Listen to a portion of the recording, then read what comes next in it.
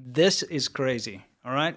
There was a crisis in Beijing, the capital of Beijing. There was like a disaster. Can you imagine a hospital catching fire, with, the initial reports were 21 people died immediately, like in the fire. But actually later on, I saw reports where they were saying more, 26 plus, and a whole whack of people injured. Huge fire in a hospital in Beijing, in the capital. But the Chinese government delayed the information about this for the longest time. They tried their best to hide it again. It's like, why? Why can they not just say, hey, we've got a fire, send in the fire department, let's deal with this? It's so annoying that they try to hide it from not only the local population, but internationally as well. It's not anyone's fault. It's an accident, it's a fire. It's, it's a tragedy. And tragedies like this, it doesn't make you weaker. Why are you hiding it? What's your end game here? You just want to say China's perfect and has no problems? Yeah. That's what the Chinese government does. Yeah. Absolute control. They literally shut down any discussion about it. Yeah, you couldn't discuss. I mean, imagine in Washington, D.C., the capital of America, there's a big hospital there that catches fire and 20 plus patients die in the fire and a bunch of sick people are seen falling out of the windows because that's what happened. So people jumping out of the windows, injuring themselves, climbing naked down ladders out of the window. We've seen all the footage. Imagine that happened in Washington, D.C., but the CNN and everything was like, not allowed to report on it. There's no fire. Yeah, you're not allowed to discuss it on Facebook. You get banned if you do. Yeah. That's what happened in It's Beijing. horrible, dude. That's last week. China. Yeah. This last week. I mean, eventually they had to, they had to report. Here we got some footage of people. Yeah, hold on. Yeah. I did not show anything graphic, by the way. So YouTube, chill out. We've got people sitting on air conditioning units outside. To escape the blaze, of course. One thing that really, did you put in the clip where the thing got stuck? Yeah, and that's what I'm leading up to. Oh, okay. Yeah. All right, cool. I mean, yeah. The firefighters, as you can see here, couldn't get to the scene because the height clearance beam leading into where the hospital is was too low and the ladder got stuck on it. Yeah, blocked, yeah. It just shows you, look, the planning in China is a mess. Absolute mess. Okay. I mean, we've seen it where fire hydrants aren't even hooked up to the pipes.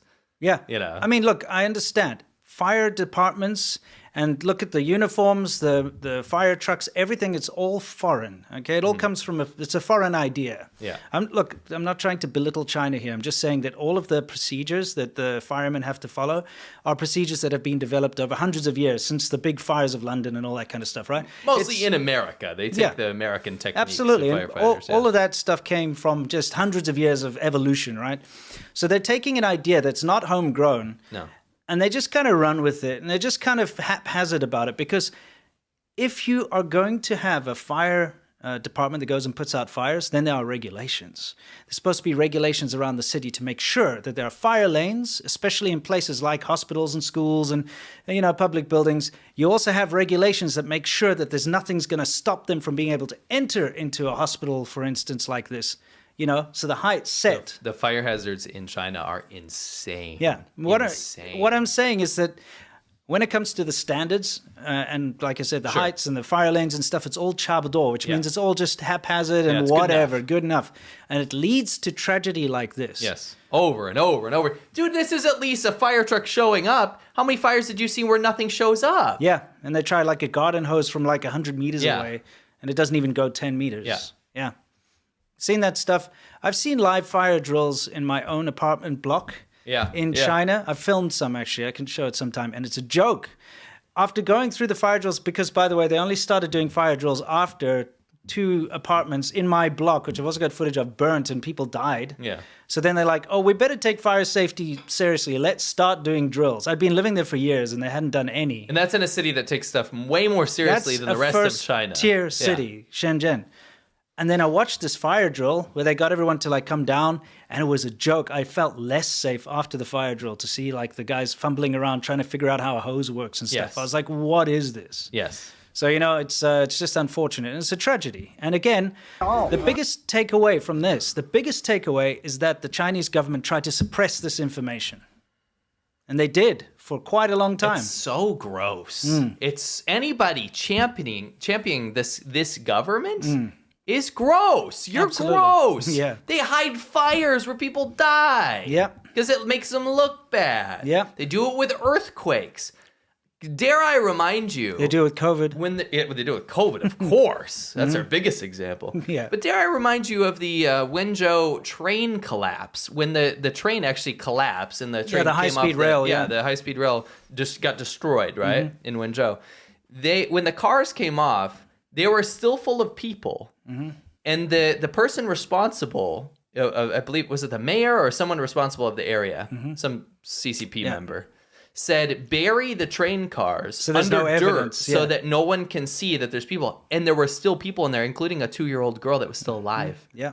They chose to bury those cars. And then later, I guess he got reprimanded or something, but then he just got another job They somewhere tried to else. bury it before reporters could come on the Yeah. scene and see the severity of the accident, because remember, the high-speed rail was still kind of new, Yeah.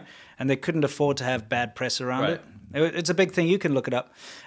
Anyway, yeah, there we see the firefighters not being able to get in because of the height thing. And again, this is in the best city in China, right? The capital. This is China's capital city, Beijing. This isn't some backwater. No. You know? 还冒烟呢，吓死了。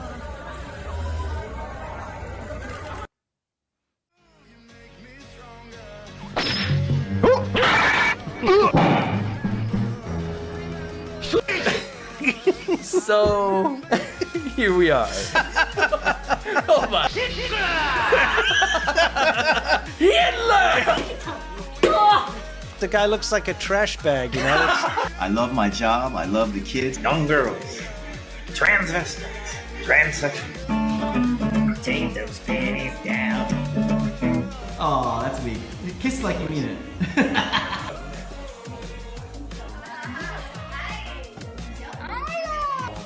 My. Oof. This is a gross episode. Gross Yeah. people. Gross, yeah.